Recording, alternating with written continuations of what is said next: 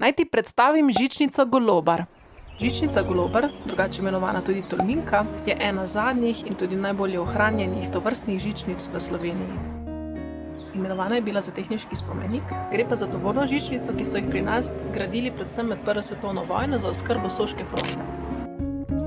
Po vojni se je ideja o tovornih žičnicah prestavila v gozdarstvo in kmetijstvo, saj so predstavljale edino rešitev za težko dostopne terene.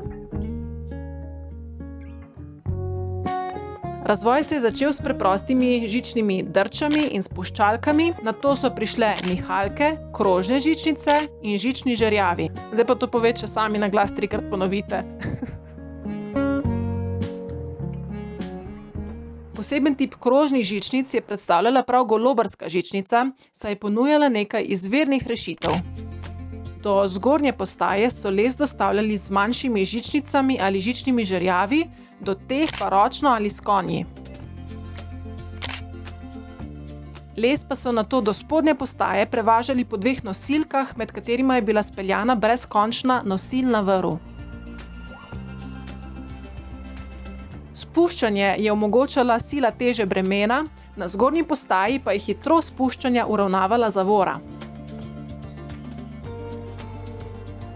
Spodnjo postajo si lahko gledamo na cesti Bovec-Trenta, 1,5 kilometra iz naselja Kalkoritnica na desni strani ceste. Stoji na 450 metrih nadmorske višine in je ena zadnjih tovornih žičnic v Sloveniji ter ena redkih, ki se je ohranila do danes.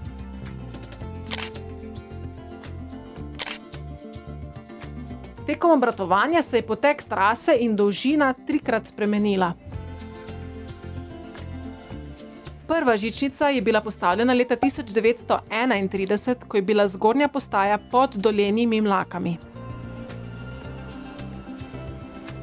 Med leti 1935 in 1941 je na planini živelo 35 družin oglarjev, ki so iz bukovine kuhali oglje in sekali hlodovino iglavcev. Številna podjetja so vmes prevzemala upravljanje žičnice in sečnjo gozdov. Leta 1949 pa je žičnico prevzelo Gozdno gospodarstvo Tolmin, ki je postavilo novo, posodobljeno žičnico Tolminko. Zgornjo postajo so takrat prestavili na Dolenje Mlake. 12 let kasneje so traso podaljšali do Gorenjih Mlak, hkrati pa je bilo to tudi zadnje leto rednega obratovanja. Še zadnjič so jo zagnali leta 1969, ko so potrebovali transport opreme za gradnjo žičnega žerjava na Malinah, od koder so potem les prenašali na novo gozdno cesto.